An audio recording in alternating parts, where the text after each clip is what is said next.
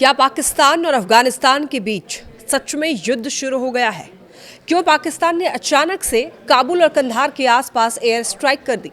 और सबसे बड़ा सवाल कि जिस तालिबान को कभी पाकिस्तान का साथी माना जाता था, वही अब उसका दुश्मन क्यों बन गया है? आज इस वीडियो में हम समझेंगे पाकिस्तान ने अफगानिस्तान पर हमला आखिर क्यों किया है। नमस्कार, मेरा नाम है लक्ष्मी। देखिए, इस पूरे संघर्ष के पीछे असली वजह क्या है? क्या ये लड़ाई एक बड़े युद्ध में बदल सकती है? फरवरी 2026 में पाकिस्तान ने अफगानिस्तान के कई इलाकों जैसे कि नगरहार और पक्तिका और काबुल के आसपास एयर स्ट्राइक की। पाकिस्तान का कहना है कि इन हमलों का निशाना पाकिस्तानी तालिबान यानी कि टीटीपी और आईएसआईएस के आतंकी ठिकाने थे। इससे पहले पाकिस्तान में कई बड़े आतंकी हमले हुए थे, जिनमें इस्लामाबाद में मस्जिद पर आत्मघाती हमला भी शामिल था।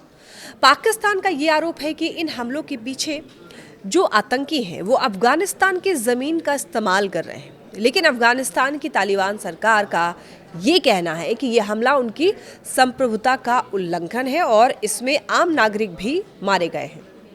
तो इस संघर्ष के पीछे तीन बड़ी वजह मानी जा रही हैं। पहला, टीटीपी यानी कि पाकिस्तानी तालिबान। टीटीपी एक आतंकवादी संगठन है जो पाकिस्तान के खिलाफ लड़ता है। पाकिस्तान का आरोप यह है कि टीटीपी के कई लड़ाके अफगानिस्तान में छिपे हुए हैं। तालिबान सरकार इन आरोपों को खारिज करती है। पाकिस्तान और अफगानिस्तान के बीच डूरंड लाइन नाम की सीमा है, लेकिन अफगानिस्तान इसे आधिकारिक सीमा नहीं मानता है। इस वजह से दोनों देशों के सैनिकों के बीच में अक्सर झड़प होती रहती है।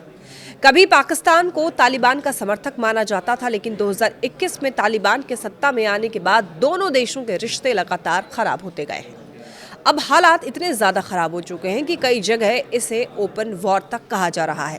पाकिस्तान के एयर स्ट्राइक के बाद अफगानिस्तान की तालिबान सरकार ने जवाबी कार्रवाई की चेतावनी दी। दोनों देशों की सेनाओं के बीच सीमा पर लगातार झड़पें हो रही हैं। संयुक्त राष्ट्र के अनुसार इस संघर्ष की वजह से 1 लाख से भी ज्यादा लोग विस्थापित हो चुके हैं।